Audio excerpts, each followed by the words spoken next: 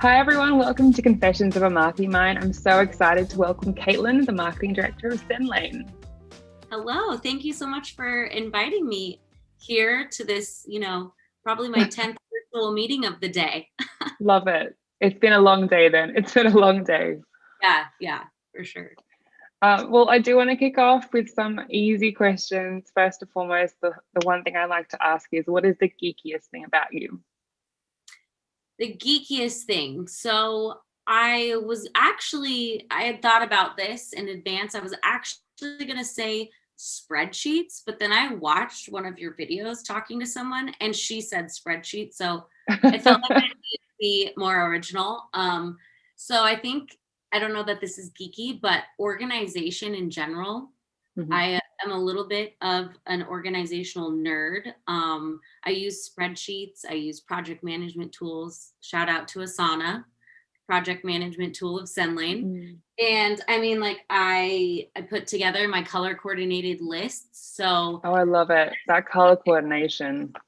yes, so I'm just like a very visual person and I'm responsible for running a team. So I think that natural nerdiness of organizing my life, my bills, my closet has carried into the marketing world, whether, it's a project or KPIs or diving into the data or what have you. I like to have everything very pretty and color coordinated because it Mhm. gives a little bit of sense of control over what I'm doing.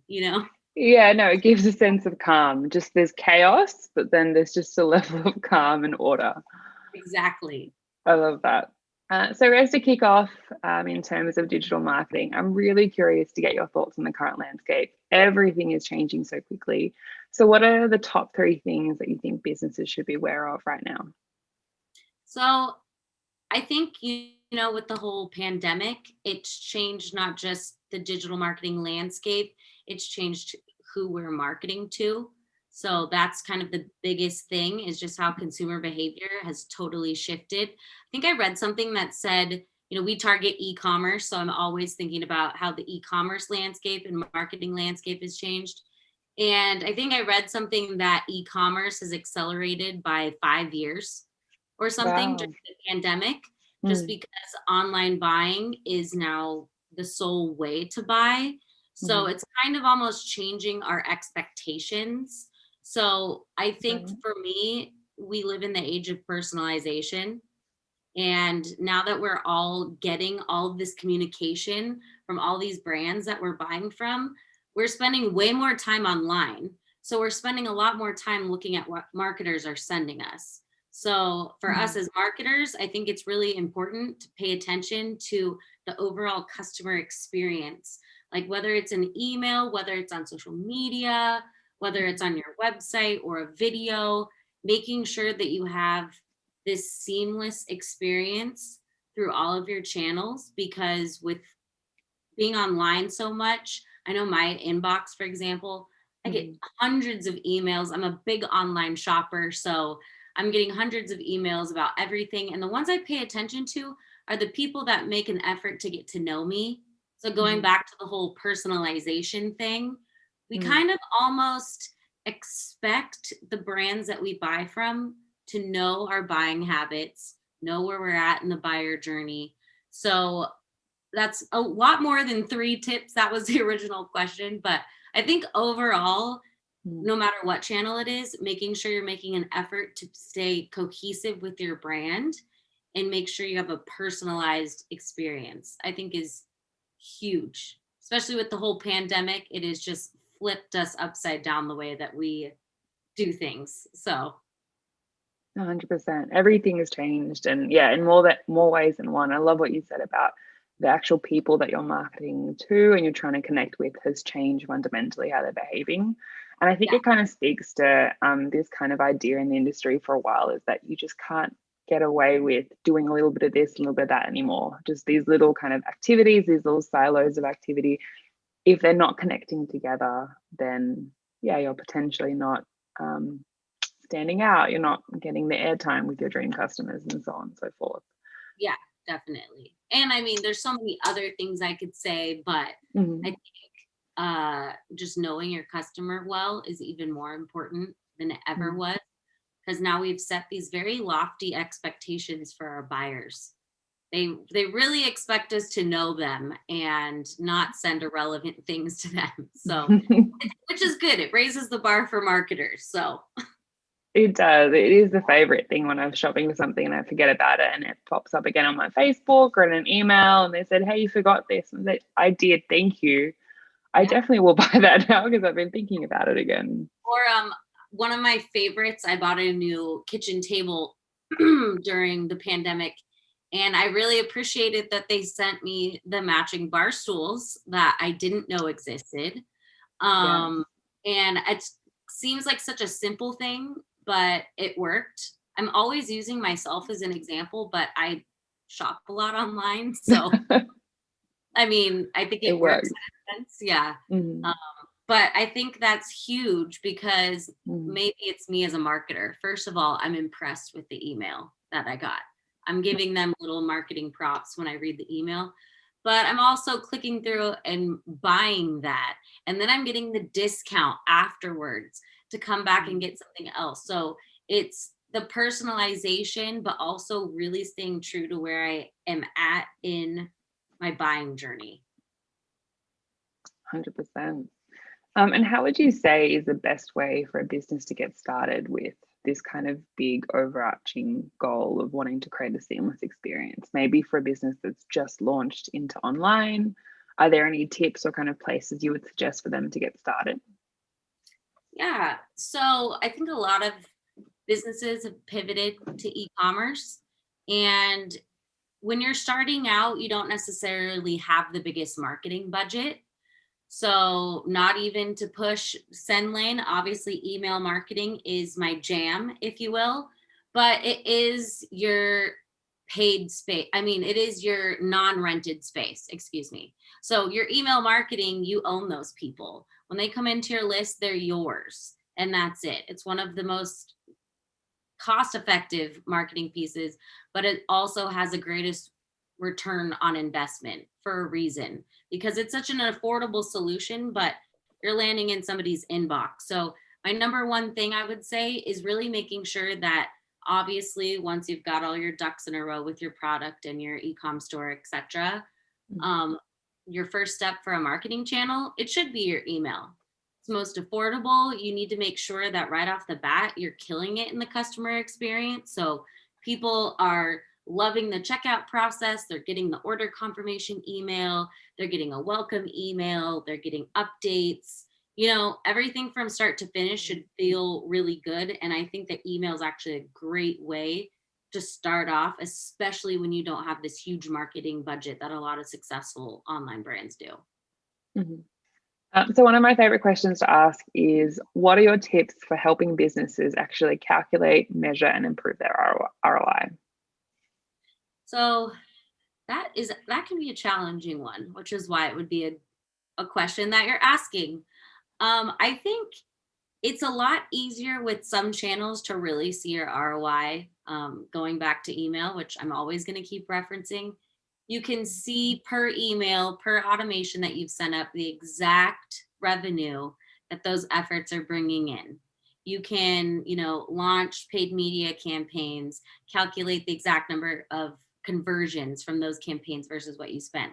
So for channels like that, it's not as much of a struggle.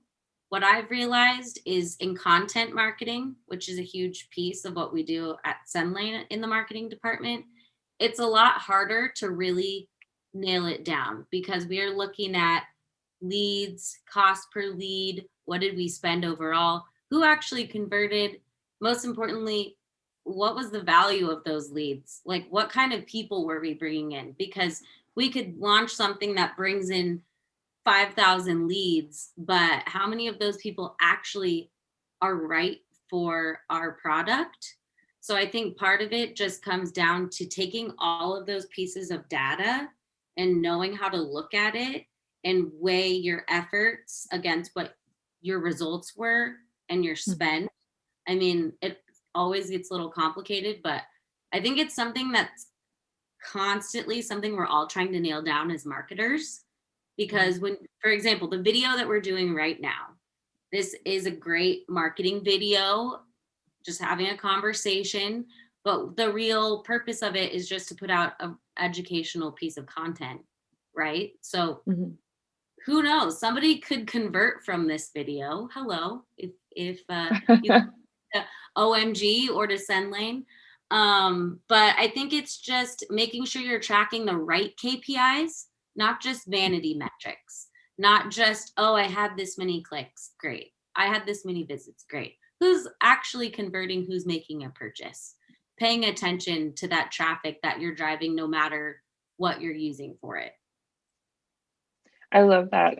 I definitely think that's probably the biggest mistake is looking at numbers and just taking them at face value. One single metric won't tell you absolutely everything you need to know about the performance or success. Yeah, It's just that exactly. combination. That's why that's Mm. always such a hard question, because I think we're all still trying to figure it out. I mean, I personally have gone through all of our data, and I want it specific down to like the last decimal. That's how accurate I want our data to be. But Mm. the reality is it's just hard because when you're running so many different Mm. channels, you just really have to look at the numbers that matter the most and are revenue generating. Absolutely. And it's almost like you said, with activities like this, they have lots of different purposes, I guess, but ultimately, um, it's the halo effect of one channel working in combination with others. So lots of brand awareness activity, you'll definitely see uplift across email and across ads and across absolutely everything else in SEO because there's that trust factor you've built, but you can't necessarily put a number to that as Yeah, easily as other channels. yes, exactly. So what would you say in kind of the past year or two has been the biggest marketing achievement for your team? So have to go back to content marketing. Shout out Mm. to my team at Sendlane. I'm really proud actually of the content marketing strategy that we put in place.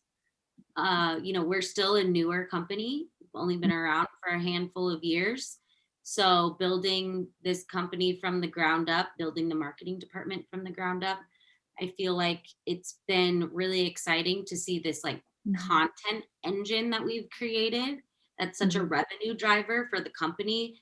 I mean, we're putting out ebooks and blog articles and newsletters and videos and podcasts and digital events and everything in between.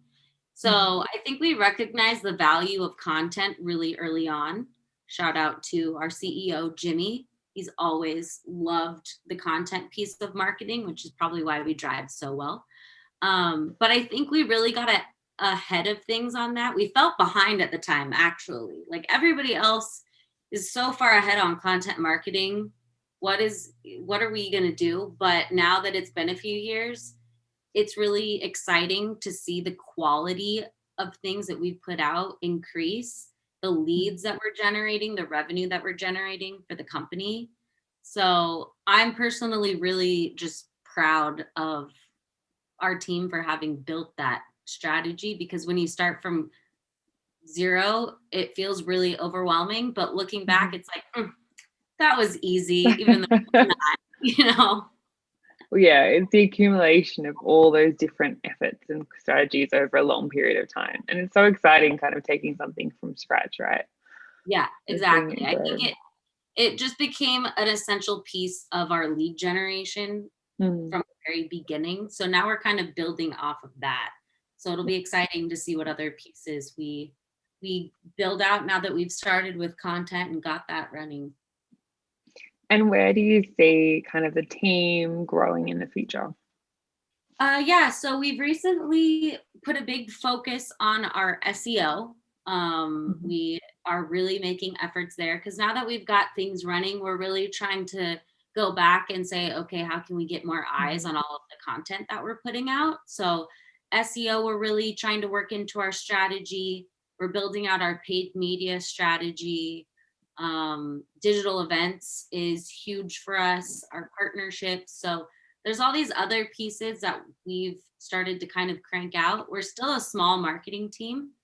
So I'm proud of what we've accomplished up to this point, but it'll be exciting with how much we're growing as a company, to just see how those different, channels and pieces of the department will kind of explode. But so we've got our hands in everything. That's the theme right now. Don't do just one thing. Make sure you're doing everything and you're doing it as best as possible. I love that. It's really exciting to hear where your team's heading and growing and focusing on. I know SEO is our bread and butter and we love it so much, and we've seen how much it can help in the long run as well. And likewise for email, it's like two kind of elements of a much needed marketing kind of repertoire. Yeah. That kind of leads me to my next question is, I know we've talked about data and tools and all of our faves, but I'm curious to know, what are your die-hard must-have 3 marketing tools? Marketing tools. Wow, we have quite the MarTech stack, but can't live without, obviously, Google Analytics. Our Google Analytics dashboards is just an essential tool. We've got to have it. We're looking at it every week in depth, every day, every month. So any tool that is giving you the insight on what you're doing and if it's working is gotta have it. Second, let's see, obviously Sendlane. We use Sendlane for our own email marketing, as we should. We should be using our own product. So email marketing is a huge part of our strategy as a SaaS company. Everything from our lead gen funnels to our onboarding to promotions to newsletters and content and everything in between. So we really rely on that because, if we're going to be pushing email marketing, we better know how to do it ourselves. So that would be my second. I should make that first. I was about to ask. You didn't put it the first one. In retrospect, I am my team or our CEO watching this back and wondering why I didn't say Sendlane first. So we'll put Sendlane at the top.